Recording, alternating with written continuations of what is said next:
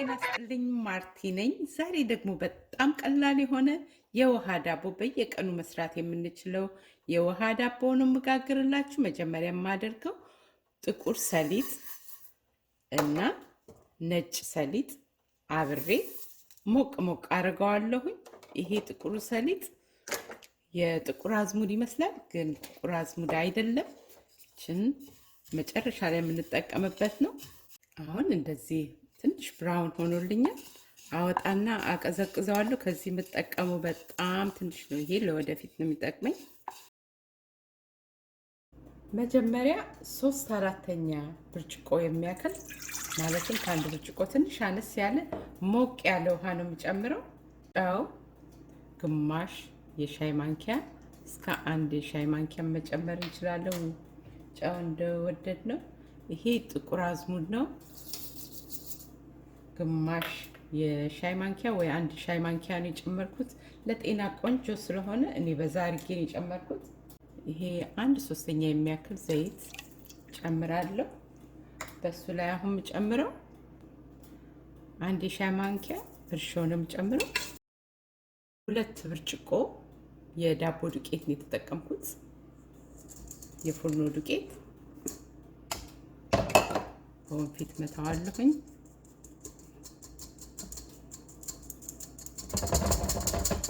አሁን ይሄን በደንብ አድርጌ አንድ ላይ አሸዋለሁኝ።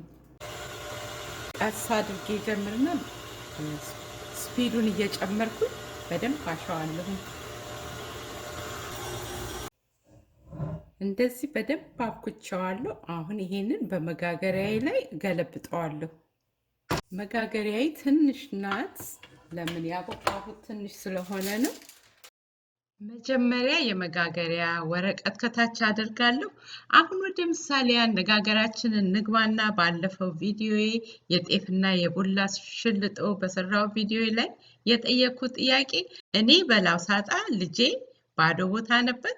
ትክክለኛ መልሱ እኔ በላው ሳጣ ልጄ ጥርስ አወጣ ነው። ጎበዞች፣ ብዙዎቻችሁ ትክክል መልሳችኋል።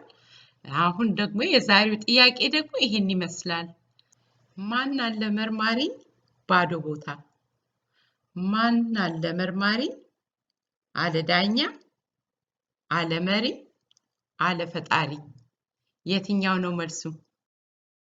ትክክለኛውን መልስ መርጣችሁ በኮመንት ላይ ጻፉልኝ። እናንተም የምሳሌያዊ አነጋገር እንድጠይቀው የምትፈልጉ ካለ ጻፉልኝ። መጋግራት በጣም ትንሽ ናት። 2 ብርጭቆ ዱቄት ነው። ይሄንን በትልቁ ለመጋገር ከፈለጋችሁ ደብል ሳይዝ ነው የምታደርጉት። 2 ብርጭቆ ዱቄት 3/4 ውሃ ነው የጨመርኩት። እችን ክድና አድርጌ አሁን ከፍ እስከሚልልኝ እጠብቃለሁ። ከዛ መጋገር ነው።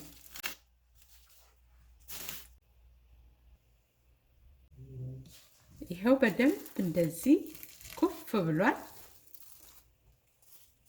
አሁን ወደ መጋገሪያ ልገባ ነው።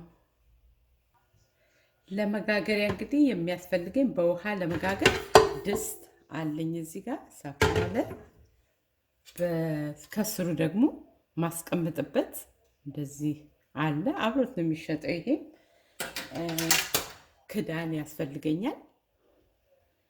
መጀመሪያ የማደርገው ዳቦ ከመድፋታችን በፊት ኦቨኑን አሙቀን እንደሆነ እንዲሁም ውሃዬን መጀመሪያ አሙቃለሁ። ከዛ በኋላ ይሄንን ሊጡን ማስቀምጥበት ዳቦን ማስቀምጥበት እዚህ ላይ አደርጋለሁ። ውሃውን እየጨረሰ ሲሄድ ቀስ እያልኩ ከጎኑ እዚህ ጨምራለሁኝ።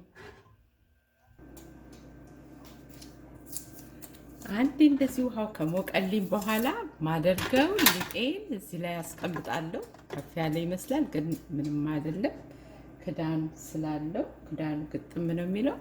አሁን በላዩ ላይ ቅድም ያዘጋጀሁት ሰሊጥ አለ አይደለ? 5 ያደረኩት እሱን እንደዚህ ዙሪያውን አደርግበታለሁ። ለ40 ደቂቃ ያህል ካበሰልኩት በኋላ በቱስፒክ ቼክ አድርጌ በደንብ መብሰሉን ካረጋገጥኩ በኋላ አወጣዋለሁ።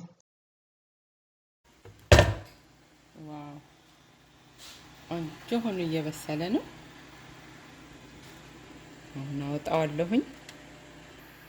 ከማውጣታችን በፊት ሁሉ ጊዜ በእንጨት እንደዚህ መብሰሉን ማወቅ አለብን። ንጹህ ሆኖ ከወጣ በስሏል ማለት ነው። በጣም በስሏል። ሌላ ቦታ እስቲ መሀሉ ነው ብዙ ጊዜ የሚሞከረው። ቆንጆ ሆኖ በስሏል። አሁን አወጣዋለሁ። ከ45 ደቂቃ እስከ 1 ሰዓት ይሆነዋል። ሻው አሁን አወጣዋለሁ። እንዲያደርግና ትኩስ ነው በጣም።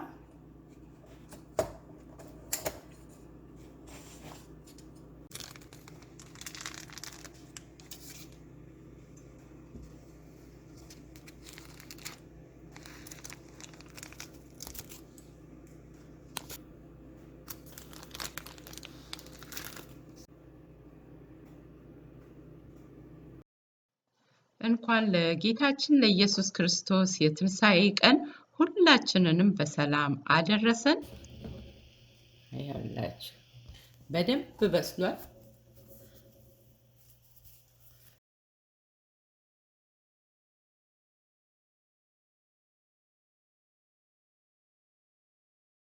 አያችሁት? እንደዚህ ብቻ ፈልቁት እንኳን አይጣበቅም። በቃ በጣም በስሏል። ያላችሁ እሱ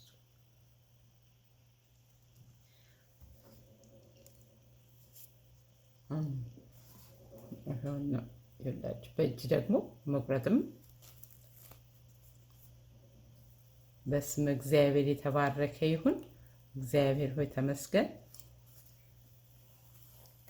እንዲህ ነው በእጅ ነው የሚቆረጠው እኮ ድሮ በኢትዮጵያ።